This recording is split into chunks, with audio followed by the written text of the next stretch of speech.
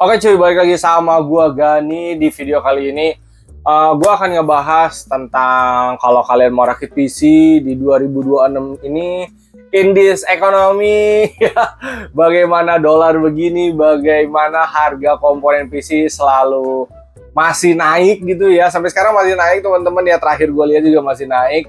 Apakah lebih worth it ngerakit PC DDR4 atau DDR5 ya? Dan video ini mungkin akan ada beberapa pro kontranya, dan gue juga tidak mempermasalahkan itu karena tiap orang pasti punya pemikiran masing-masing. Jadi misalkan kalian mau nunda rakit atau mau rakit DDR4 atau DDR5 ya nggak masalah ya. Cuman di sini gue hanya akan bahas kecil-kecilan bagaimana pandangan gue perihal rakit PC antara DDR4 dan juga DDR5, dan juga kayak rakit atau tidak ya. Sebelum lebih lanjut, gue mau ngasih tahu ke teman-teman kalau gue ini buka jasa rakit teman-teman ya. Jadi kalian kalau mau rakit PC bisa lewat gue udah ngerakit PC 380 lebih teman-teman ya. Kalian kalau mau rakit bisa gas DM Instagram gue Gani GP, bisa dikirim ke seluruh Indonesia, bilang aja Bang Gani gue mau rakit PC, dananya sekian dari kota ini. Kita masuk ke pembahasan pertama perihal harga dulu nih ya, karena masih banyak banget yang nanya ke gue. Kayak Bang, harga kapan turun Bang? Ini naiknya sampai kapan ya? Rakit sekarang atau nanti ya? Lu bisa nggak sih Bang memperkirakan, ngeramal-ramal harga kapan sih turun kayak gini mahal terus nih gini-gini? Jawaban dari gue adalah gue nggak bisa guys. Gue nggak bisa meramal atau memperkirakan itu karena saya juga manusia biasa gitu ya. Gue bukan pihak toko, bukan pihak distributor, bukan pihak pabrik. Gue juga jatuhnya beli ke mereka. Jadi gue benar-benar nggak tahu soal harga. Jadi kalau kalian nanya ke gue kapan turun, gue nggak tahu. Terus kalau misalkan kalian nanya kayak rakit sekarang atau nanti, karena misalkan kalian ketakutan harga naik turun kayak gini, gue akan bilang ke teman-teman silahkan ambil pahitnya aja. Maksudnya kayak gini guys, kalau lu ngerakit sekarang dengan harga mahal, besok itu bisa turun harga ya. Tapi kalau lu nggak rakit sekarang, besok bisa naik. Ambil pahitnya kayak gitu, dan kalian tinggal pikirin lu lebih sakit hati yang mana, rakit PC besok harganya turun atau lu tidak rakit PC harganya nanti bakal naik. Gue gak akan tahu ke depannya kayak gimana. Silakan ambil pahitnya seperti itu aja. Itu kalau misalkan kalian rakit untuk pribadi ya teman-teman. Tapi kalau kalian objektifnya untuk kerja atau untuk kayak live streaming, jualan kayak gitu yang memang PC-nya akan dipakai dan akan mengalir terus sampai akhirnya balik modal, gue saranin kalian rakit aja sekarang ya. Rakit sekarang, fokusin dapat uang biar sampai balik modal PC-nya gitu. Jadi kalian nggak perlu mikirin harga naik atau turun, karena sebenarnya kalau kita mikirin harga naik atau turun itu sebenarnya bikin pusing teman-teman ya. Dan yang menjadi permasalahan di Indonesia itu banyak yang kayak oh part PC langka bla bla bla. Enggak sih guys, menurut gue part PC itu masih bisa dicari ya, masih banyak spek-spek PC yang lu bisa rakit. Cuman jadi permasalahan yaitu duit ya. Kalau duitnya ada mah tinggal rakit, kalau duitnya nggak ada atau kayak lo udah tahu nih, aduh kemarin harganya murah 2025 atau 2024 murah, sekarang mahal, nah itu akan jadi pertimbangan yang sangat merepotkan menurut gua. Jadi balik lagi ya, ambil pahitnya aja. Kalau lo rakit besok bisa turun, lo nggak rakit besok bisa naik. Tapi kalau lo buat kerja yang emang niatannya bakal ngalir balik modal gitu ya, sampai balik modal, silahkan gas rakit aja. Selanjutnya perihal rakit PC DDR4 atau DDR5 ya. Ini balik lagi ya, mungkin akan ada pro kontranya. Dari awal juga mungkin akan ada pro kontranya, cuman nggak apa-apa, nanti kalian bisa komen aja kalian lebih mending yang mana, karena tiap orang balik lagi punya mending yang beda ya. Buat gue pribadi, kalau misalkan in this economy ya, gue sangat menyarankan kalian rakit DDR5 ya, terutama di Ryzen AM5. Kenapa? Karena opsi upgrade-nya paling masuk akal menurut gue ya. Bukan berarti DDR4 itu jelek ya, enggak teman-teman. DDR4 itu masih bagus-bagus aja. Gua pun masih pakai DDR4. Ada DDR5 juga. Ini gue di kamar tuh ada PC teman-teman ya. Kita balik kamera dulu. Nah, kalian lihat ini PC di kamar gua, dan ini PC-nya DDR4 teman-teman. Jadi gue memang masih pakai juga DDR4 itu i3 Gen 12 kalau nggak salah, sama GTX 1650 Super ya. Masih spek tahun 2021 2022 kayaknya itu ya, masih bisa gue pakai.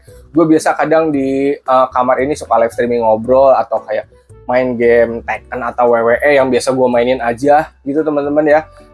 Masih enak-enak aja di DDR4. Dan gue juga ada PC Ryzen di ruang tamu gitu yang udah pakai Ryzen 7000 sama RTX 5060 Ti.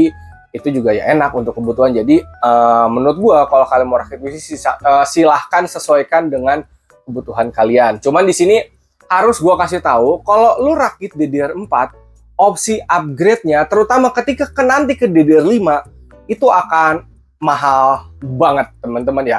Gue akan runtutin opsi upgrade dari Intel dulu, lalu Ryzen ya teman-teman. Nanti teman-teman bisa bandingin sendiri.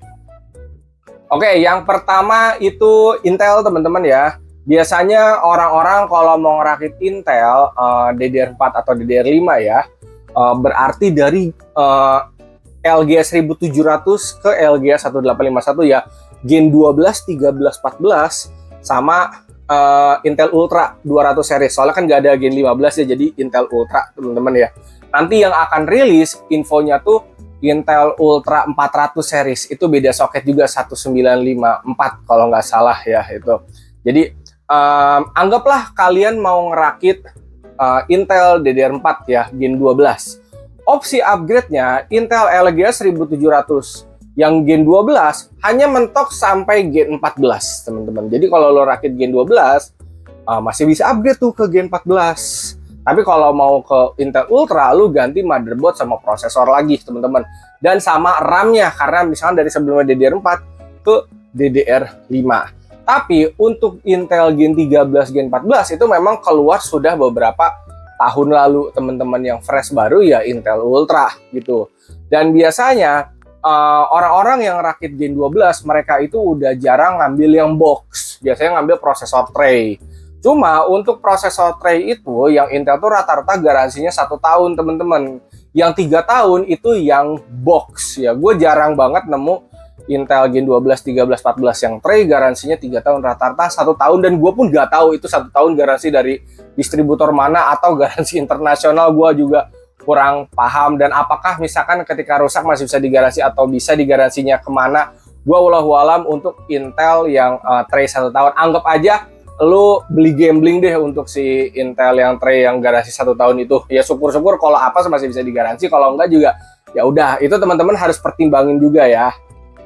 Intinya kalau dari Gen 12 lu bisa sampai Gen 14. Terus kalau kalian nanya kayak, "Bang, kan Intel Gen 12 bisa pakai DDR5." Bisa, tapi motherboardnya harus DDR5 teman-teman, kayak B760 DDR5 ya. Jadi anggaplah lo rakit i3 Gen 12 sama motherboard B760 DDR5 sama RAM-nya DDR5 gitu. Nanti kalau mau naik ke Intel Ultra, lu beli motherboard sama beli prosesor doang, itu bisa gitu. Atau dari Gen 12 DDR5 mau ke Gen 13, Gen 14 ganti prosesor doang, itu juga bisa. Tapi balik lagi, itu prosesor udah keluaran beberapa tahun lalu.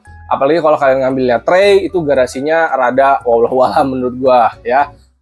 Oke, anggaplah lu pengen rakit Intel yang paling terbaru nih, Intel Ultra 200 series DDR5 teman-teman, LGA 1851. Karena lu nggak mau, ya gue nggak mau abang Intel yang LGA 1700 Gen 12, 13, 14, karena itu yang kemarin. Gue pengennya yang paling baru aja. Opsi upgrade-nya gimana?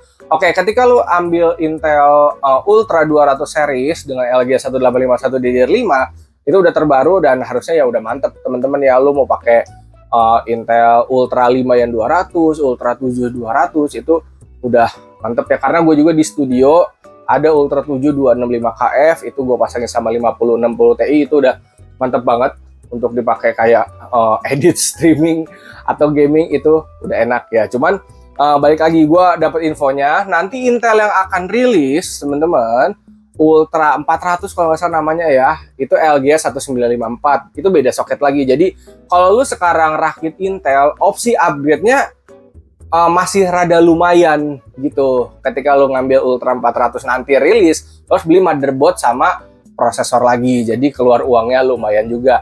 So jadi kalau lu rakit Intel, anggaplah dari Gen 12 nih, Gen 12 mentok sampai Gen 14 ya.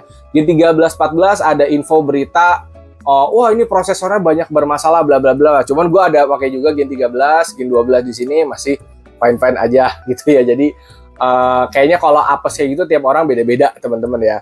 Anggap lo rakit Gen 12, upgrade-nya bisa ke Gen 14. Tadi dari Gen 14 ke Ultra 200, lu beli motherboard prosesor lagi. Kalau masih DDR4 ya berarti beli Mobo prosesor sama RAM. Ketika kalian upgrade beli Mobo prosesor sama RAM, itu udah kayak rakit PC baru teman-teman ya. Terus dari Ultra 200 ke Ultra yang 400 itu beli Mobo, beli prosesor lagi karena beda soket. Jadi Intel opsi upgrade-nya seperti itu teman-teman ya. Menurut gua memang kalau kalian mau rakit Intel harus siap sama duit sih guys ya. Kita dari dulu tahu Intel memang pelit soketnya, kadang per setahun sekali, 2 tahun sekali. Itu ya LG 1700 ada hoki per 3 tahun sekali teman-teman. Bukan 3 tahun ya, 3 generasi ya, Gen 12, 13, 14. Sekarang yang Ryzen ya teman-teman ya. Ryzen, anggaplah kalian mau rakit Ryzen AM4 DDR4 ya. Nah kalau Ryzen beda sama Intel. Jadi kalau si Ryzen ini kalau lu pakai DDR4 dia cuma bisa DDR4. Kalau di Intel Gen 12, 13, 14 kan kalian bisa pilih motherboard DDR4 dan motherboard DDR5 ya. Oh ya guys, kalau motherboardnya DDR4 nggak bisa pakai DDR5 ya. Begitupun sebaliknya mau DDR5 nggak bisa pakai DDR4. Jadi memang udah saklek. Jadi untuk si Ryzen yang AM4 ya, soket AM4 ini memang RAM-nya DDR4 mutlak itu. Dan untuk Ryzen yang AM4 ini biasanya orang rakit di Ryzen 5000 untuk sekarang. Udah jarang nemu sih gue teman-teman yang ngerakit pakai Ryzen 3000 karena yang di pasaran juga setahu gue yang masih ada garansi itu yang Ryzen 5000 ya. Dan untuk Ryzen yang tray-nya masih ada yang 3 tahun teman-teman, biasanya dari distributor AMD atau NJT. Kalian tanyain dulu misalkan kalau mau beli Ryzen tray ini barangnya distributornya dari siapa, 3 tahun atau 1 tahun garansinya, karena menurut gue paling benar yang garansi 3 tahun gitu. Nah untuk Ryzen 5000 series opsi upgrade-nya mentoknya di situ teman-teman. Jadi ini anggaplah lu rakit Ryzen 5 5000 series, mentoknya ya ke 5000 series lagi, berarti ke Ryzen 7 5000 series teman-teman ya. Jadi kalau lo pengen upgrade yang lebih harus ke Ryzen 7000, 8000 atau 9000, yang dimana itu opsi upgrade-nya kan mahal. Lo harus beli motherboard, beli prosesor, beli RAM lagi karena beda soket teman-teman, AM4 dan AM5 ya. Tapi kalau kalian nanya bang rakit Ryzen 5000 masih bagus gak? Masih bagus banget teman-teman, masih enak banget. Cuma balik lagi, nanti ketika lu mau upgrade ke Ryzen AM5 mahal, lu harus beli Mobo prosesor sama RAM. Dan jatuhnya itu bukan upgrade guys. Ketika lu mau upgrade beli Mobo prosesor atau Mobo prosesor sama RAM, itu jatuhnya udah kayak rakit PC baru sebenarnya. Ini soalnya gue alamin pribadi. Jadi PC sekarang gue kan Ryzen 7000 teman-teman ya, sama 5060 Ti. Sebelumnya gue pakai Ryzen 5 5600X, motherboardnya B550, RAM DDR4, sama VGA RTX 3050. Gue mau upgrade VGA ke RTX 5000, beda PCIe lane antara RTX 5000 sama 3000 sama motherboard si B550-nya gitu. Gue mau naik prosesor, mau naik kemana? Mentoknya Ryzen 7 yang 5000 series teman-teman, yang dimana itu udah keluar 3 tahun lalu gitu. Gue pengen prosesor yang baru gitu pada saat kemarin mau upgrade. Cuman pada saat mau upgrade anggaplah ke Ryzen 7000, berarti gue harus beli semua guys, beli motherboard, prosesor sama RAM. Jadi ketika kemarin gue pakai 56X, B550, DDR4 sama 3050, pada saat gue mau upgrade ke Ryzen 7000 itu gue beli semua jadinya guys ya. Gue beli B850, beli 7600X, beli RAM DDR5 sama beli 5060 Ti. Jatuhnya beli Mobo prosesor RAM VGA. Itu rasanya kayak beli PC baru teman-teman. Jadi makanya gue dari kemarin selalu saranin kalian lebih better rakit DDR5 aja langsung gitu, AM5 ya, karena opsi upgrade-nya panjang. BTW anggaplah misalkan kalian rakit Ryzen AM5 ya, Ryzen 7000, 8000 atau 9000. Nanti untuk Ryzen yang akan rilis selanjutnya infonya Ryzen 10000 ya kalau nggak salah. Itu masih AM5 juga teman-teman. Jadi lu nggak perlu ganti motherboard sama RAM lagi. Cukup prosesornya aja ya. Jadi kalau misalkan kalian nanya ke gua, misalkan mau rakit Ryzen paling bener ya setidaknya sekarang lu rakit Ryzen 8000G aja deh tanpa VGA kalau mau harganya cukup terjangkau gitu ya. Ambil motherboardnya B850, Ryzen 8500G atau 8600G, nggak apa-apa, nggak usah pakai VGA. Nanti ke depannya beli RTX 5000 atau beli RX 9000 gitu. Tinggal pasang, dar. Kalau prosesornya nanti nunggu Ryzen 10000, tinggal beli lalu pasang gitu. Jadi menurut gue opsi upgrade-nya akan jauh lebih enak dan lebih murah. Kalau misalkan kalian kayak, bang, gue mau rakit Ryzen 5000 dulu deh sama 5060 masih bisa nyala kan?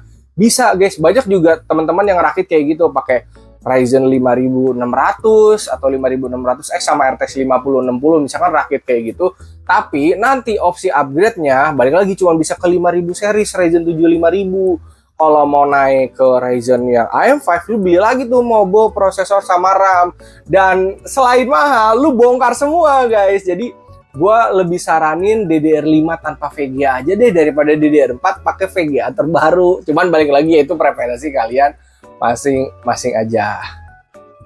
Nah, kalau ditanya mending mana antara Ryzen atau Intel, sebenarnya sama aja guys, jujur.